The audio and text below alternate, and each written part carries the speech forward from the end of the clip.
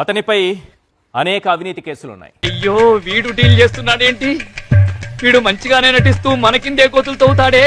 ఏ కేసులోనూ దర్యాప్తు ముందుకు సాగదు. ఎక్కడో కొడుతుంది సీనా. అబే కొట్టేబలం లేదు నేతాజీజీ. ఆయన అడగడం, కోర్టులు స్టేలు ఇవ్వడం, అలా ఓ పద్ధతి ప్రకారం జరిగిపోతుంటుంది. ఆయన పులివెందుల శాసనసభ్యుడు. ఒక మాటలో చెప్పాలంటే ఈ దేశంలోనే అత్యధిక స్టేలు తెచ్చుకుని ప్రజాస్వామ్యాన్ని అపహాస్యం చేసిన ఏకైక నాయకుడు ఆయనే. మాజీ ముఖ్యమంత్రి, గుర్తుపెట్టుకోండి, మాజీ ముఖ్యమంత్రి కుమారుడు. ఇప్పుడు ఎప్పుడు ఎప్పటికీ కూడా అనగనగా ఒక ముద్దాయి ఉండేవాడు.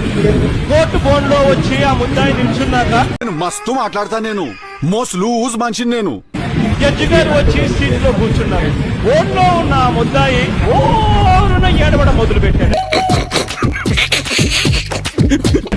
ఓరున ఏడుస్తూ, సార్ తల్లిదండ్రి లేని అనాథను సార్, నన్ను వదిలేయండి.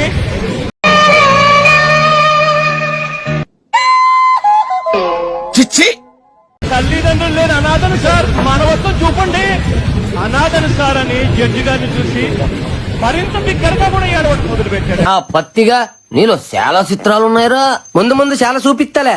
ఎక్కడికి వెళితే అక్కడ లక్షలాది వేలాది మంది జనం వచ్చేటటువంటి ఒక అద్భుతమైన అపూర్వమైన ప్రజాదరణ కలిగినటువంటి వ్యక్తి. వాళ్ళ 11 రావచ్చు, అది వేరే విషయం.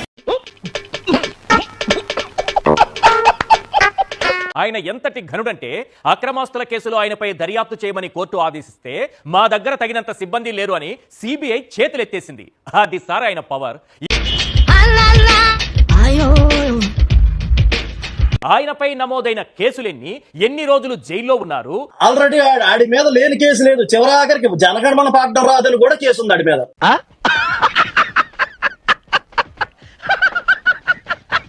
ఆయన పైన 6 అవినీతి కేసులున్నాయి. అందులో 4 కేసులు క్లోజ్ అయిపోయాయి. ఎఫిడవిట్ దీని అమ్మ జీవితం మైక్రో జిరాక్స్లు తీసినా కూడా అమ్మ మేము పెట్టే స్లిప్పుల కన్నా పెద్దగా ఉంది. అది అమ్మ పెద్ద బండిల్, అది పిహెచ్డి థీసిస్ అంత ఉంటది. అది ఎఫిడవిట్ నిండా కేసులే.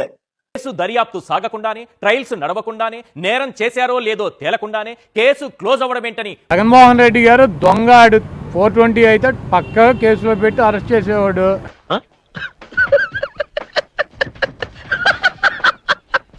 నన్ను అడక్కండి, ఇవి కోర్టులకు సంబంధించిన విషయం. ఏం జరిగి ఉంటుందన్నది మీ ఊహకే వదిలేస్తున్నా.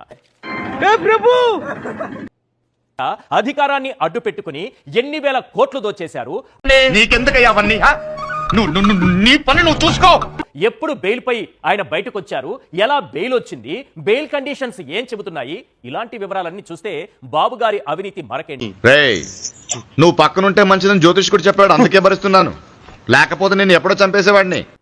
చాలా ప్రముఖమైన కేసులు, కేంద్ర దర్యాప్తు సంస్థలు పట్టుకున్న కేసుల దగ్గర నుంచి ఇక్కడ దర్యాప్తు సంస్థలు పట్టుకున్న కేసుల వరకు ఉన్నాయి.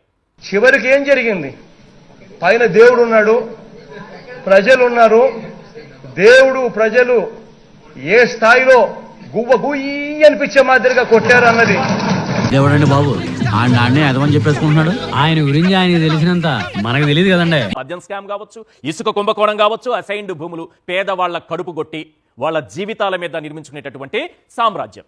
ఎన్ని ఎన్ని ఎన్ని ఎన్ని ఎన్ని ఎన్ని దారుణాలు గతంలో చెప్పాను, మళ్ళీ చెబుతున్నాను, మళ్ళీ చెప్పుకుందాం.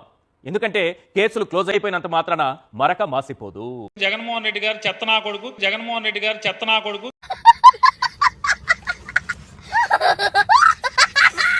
చూద్దాంలే. చూడటం కాదండి, మీరు చెయ్యాలంతే. సరే, మీరు ట్రై చేస్తారన్నారంటే అది ఓకే అయిపోయిన